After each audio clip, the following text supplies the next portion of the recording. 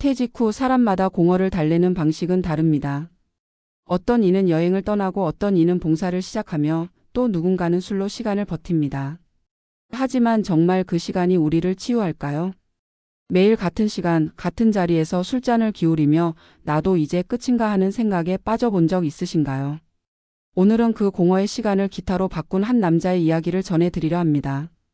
그는 70세의 전직 경찰관, 이름은 김정수 씨입니다. 35년간 사건 현장을 누비며 수많은 사람을 상대하던 그는 퇴직 후 단숨에 세상과 단절되었습니다. 출근도 없고 보고서도 없고 누군가의 김 형사님이라는 호칭도 사라졌습니다.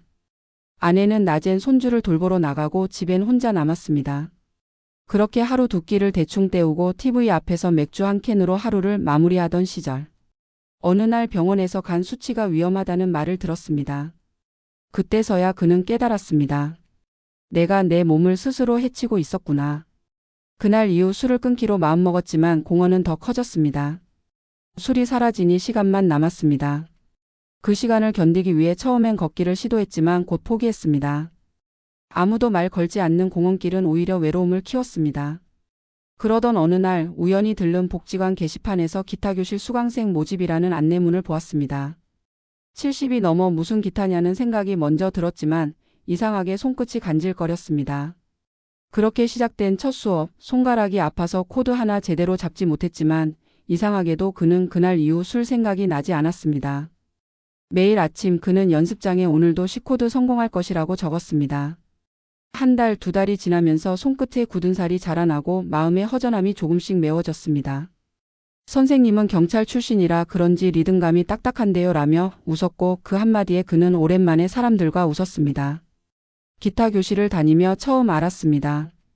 자신이 사람을 그리워했다는 사실을. 수업이 끝나면 함께 커피를 마시며 서로의 사는 이야기를 나누고 집으로 돌아오면 그날 배운 곡을 반복해서 쳤습니다. 어느 순간 TV 대신 기타 소리가 집안을 채웠습니다. 그로부터 3년이 지난 지금 김정수 씨는 동네 경로당에서 기타를 가르치는 봉사자가 되었습니다. 그는 말합니다.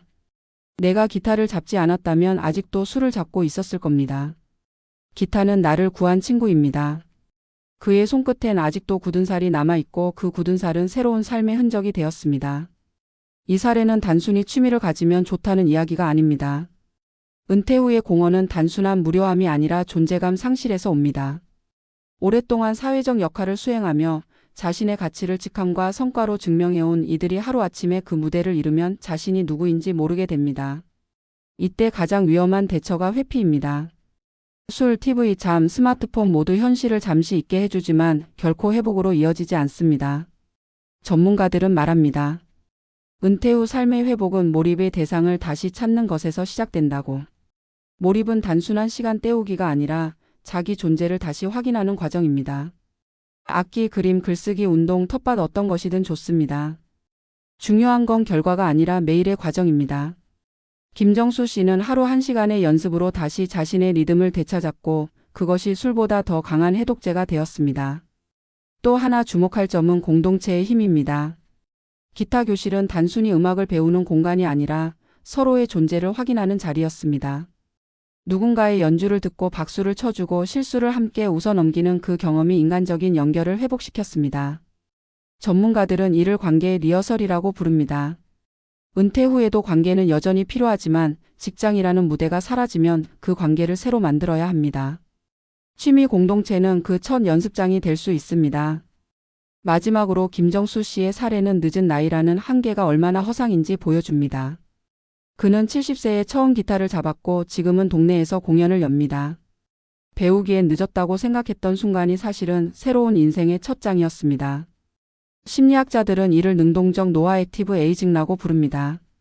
나이가 들어도 배우고 도전하고 나누는 삶을 통해 뇌와 마음이 젊음을 유지하는 것입니다. 정년퇴직은 끝이 아니라 방향 전환의 신호입니다. 우리가 해야 할 일은 무엇을 잃었나를 세는 것이 아니라 무엇을 새로 시작할까를 묻는 것입니다. 김정수 씨는 술을 내려놓고 기타를 잡았습니다. 누군가는 스마트폰을 내려놓고 붓을 잡을 수도 있고 누군가는 TV를 끄고 걷기를 시작할 수도 있습니다. 중요한 건 잡는 손이 바뀌는 순간 인생의 방향이 달라진다는 사실입니다. 지금 이 영상을 보고 있는 누군가도 오늘 밤 술잔 대신 작은 도전을 시작해보면 어떨까요? 완벽하지 않아도 좋습니다. 서툰 코드, 삐걱대는 손놀림, 흔들리는 마음 모두 괜찮습니다. 중요한 건 다시 자신을 살리는 손짓을 하는 것입니다. 인생의 두 번째 리듬은 그렇게 시작됩니다. 퇴직 후의 삶은 종종 예상과 다르게 전개된다. 오랜 세월 공직에 몸담았던 사람일수록 그 변화의 충격은 더욱 깊다. 경찰이라는 직업은 하루에도 수십 번씩 긴장과 책임을 오가며 살아가는 자리다. 위험 앞에서도 침착함을 유지해야 했고 강한 윤리의식으로 자신을 다스려야 했다. 그런 사람이 갑자기 출근이 없는 일상, 아무도 자신을 찾지 않는 조용한 집안에 남게 되었을 때 느끼는 상실감은 단순한 허전함이 아니라 정체성의 붕괴에 가깝다. 김정수 씨가 처음 퇴직한 날, 그는 마치 세상과의 연결이 끊어진 듯한 고립감을 느꼈다고 했다. 몸은 자유로워졌지만 마음은 그 어디에도 닿을 곳이 없었다. 아내는 여전히 바빴고 자녀들은 각자의 가정에 매여 있었다. 그의 하루는 퇴직자라는 이름으로 시작해서 무의미로 끝났다. 그는 술로 하루를 달래기 시작했다. 낮에는 참다가 해가 기울면 자연스럽게 손이 맥주캔으로 향했다. 처음엔 하루 한 캔이었지만 점점 그 횟수와 양이 늘었다. 어느새 냉장고에는 음식보다 술이 많았고 TV는 그의 유일한 대화 상대가 되었다. 어느 날 병원에서 의사가 말했다. 간 수치가 많이 올랐습니다. 술을 당장 끊으셔야 합니다. 그 말은 경고이자 선언이었다. 그때 김정수 씨는 스스로에게 물었다. 내가 이렇게 살려고 35년을 버텼던 건가? 그러나 술을 끊는 일은 생각보다 어려웠다. 그에게 술은 단순한 중독이 아니라 빈 시간의 해소제였다. 그가 기타를 처음 잡은 날은 그런 절망의 끝자락이었다. 복지관 게시판에 종이 한 장, 기타 교실 모집이라는 문구가 눈에 들어왔다. 처음엔 한참을 망설였다. 그러나 무언가에 이끌리듯 문을 열고 들어갔다. 낯선 공간, 낯선 얼굴, 낯선 소리. 그러나 그 안엔 묘한 온기가 있었다. 선생님이 기타를 하나씩 건네며 말했다. 손끝이 아플 거예요. 하지만 그게 지나면 음악이 나옵니다. 첫날 그는 소리를 내지 못했다. 손가락이 꼬이고 줄이 튕기며 잡음이 났다. 하지만 이상하게도 그 시간만큼은 아무런 외로움이 느껴지지 않았다. 그는 매일 연습했다. 아침 식사 후 30분, 점심 후 30분, 저녁 후 1시간. 처음엔 코드 하나 잡는데 하루가 걸렸고 손끝은 피가 날 정도로 아팠다. 그러나 그 고통은 희미한 생의 감각을 깨웠다. 아, 내가 아직 살아있구나. 어느 순간 그는 술 생각이 사라졌다는 걸 깨달았다. 그의 머릿속을 채우는 건 이제 음표와 리듬 그리고 다음 곡이었다.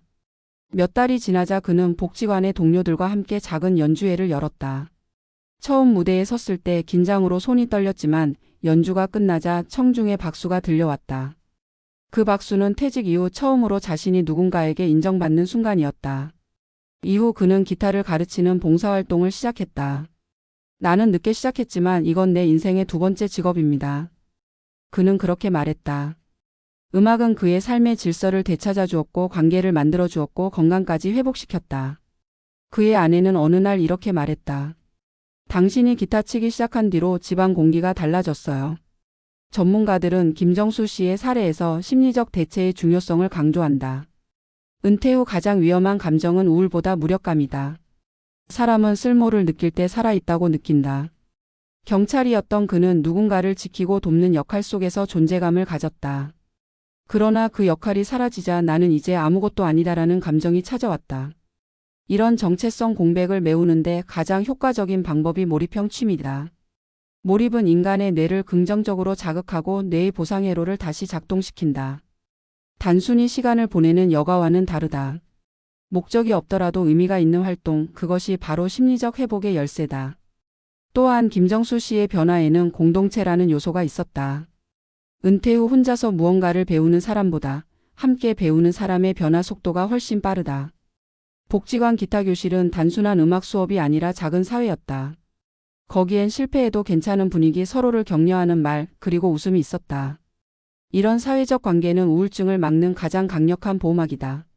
실제로 한국보건사회연구원의 조사에 따르면 은퇴 후 취미 모임에 참여하는 노년층은 그렇지 않은 사람보다 우울감이 45% 낮고 자존감은 60% 이상 높았다.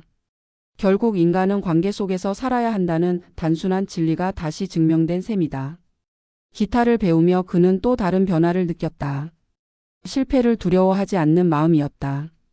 과거 경찰 시절엔 모든 일에 완벽을 요구받았다. 실수는 곧 책임이었다. 그러나 음악은 달랐다. 틀려도 된다. 다시 하면 된다. 그 자유로움이 그의 내면을 풀어줬다. 그렇게 그는 점점 유연해졌다. 손가락이 아닌 마음이 풀리자 삶이 조금씩 흐르기 시작했다. 이제 그는 지역 복지관 공연에서 무대를 꾸미고 젊은 세대와도 교류한다. 기타는 내게 사람을 다시 만나게 해줬어요. 그의 말엔 오랜 단절의 회복이 담겨 있다. 나이가 들수록 사람은 새로운 것을 배우기 어렵다고 말한다. 그러나 그건 몸이 아니라 마음의 문제다. 변화는 언제나 두려움을 동반하지만 두려움을 넘어선 순간 삶은 다시 시작된다. 은퇴 이후의 삶은 누구에게나 낯설고 불안하다. 하지만 그 시간을 어떻게 채우느냐에 따라 인생의 후반전은 전혀 다른 색을 띈다. 누군가는 과거를 그리워하며 멈추고 누군가는 새로운 배움을 통해 내일을 설계한다. 김정수 씨의 기타는 단순한 악기가 아니라 새로운 자아를 깨우는 도구였다. 은퇴는 결코 끝이 아니다. 그것은 긴 경주가 끝난 뒤 새로운 길로 들어서는 출발선이다. 다만 그 길은 혼자 설계해야 하고 그려야 하고 걸어야 한다. 그리고 그 과정에서 중요한 건 나를 다시 움직이게 하는 무언가를 찾는 일이다. 그것이 음악이든 글이든 흙이든 상관없다. 중요한 건 멈춰 있지 않는 것이다. 김정수 씨는 술을 내려놓고 기타를 잡았다. 그는 손끝의 통증을 견디며 다시 삶의 감각을 되찾았다. 그리고 지금 그는 말한다. 기타 줄을 튕길 때마다 내 심장도 다시 뛰는 것 같습니다. 그 말 속엔 인생의 진리가 숨어 있다. 우리가 포기하지 않는 한 늦은 나이는 없다. 마음이 움직이는 순간이 바로 새로운 청춘의 시작이다. 결국 인생의 후반전에서 가장 중요한 건 무엇을 잃었는가가 아니라 무엇을 새로 붙잡았는가다. 술잔 대신 기타를, 후회 대신 도전을, 침묵 대신 멜로디를 택한 그처럼 우리 모두에게도 변화의 리듬은 남아있다. 나이를 이유로 삶의 소리를 멈추지 말자.